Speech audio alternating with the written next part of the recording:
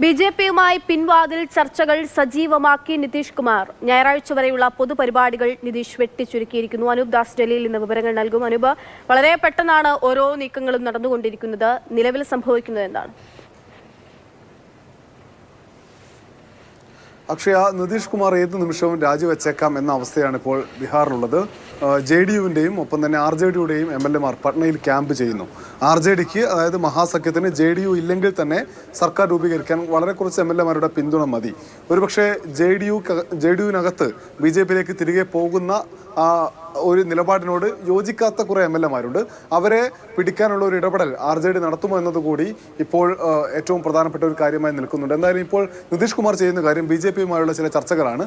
മുഖ്യമന്ത്രി സ്ഥാനം തനിക്ക് തന്നെ വേണം, 2 ഉപമുഖ്യമന്ത്രിമാരെ വേണമെങ്കിൽ BJP-ക്ക് നിയോഗിക്കാം, ഒപ്പം തന്നെ കൂടുതൽ മന്ത്രിമാരെ BJP-ക്ക് നൽകാം തുടങ്ങിയിട്ടുള്ള വാഗ്ദാനങ്ങളാണ് നിതീഷ് കുമാർ മുന്നോട്ട് വെക്കുന്നതെന്നാണ് നമുക്കറിയാൻ കഴിയുന്ന കാര്യം. എന്തായാലും വളരെ പെട്ടെന്ന് തന്നെ 2-3 ദിവസത്തിനകം ബീഹാറിൻ്റെ കാര്യത്തിൽ ഒരു തീരുമാനം ഉണ്ടാകും, രാഷ്ട്രീയ മാറ്റത്തിൻ്റെ കാര്യത്തിൽ തീരുമാനം ഉണ്ടാകും എന്നതാണ് പട്നയിൽ നിന്ന് ഇപ്പോൾ ലഭിക്കുന്ന വിവരം.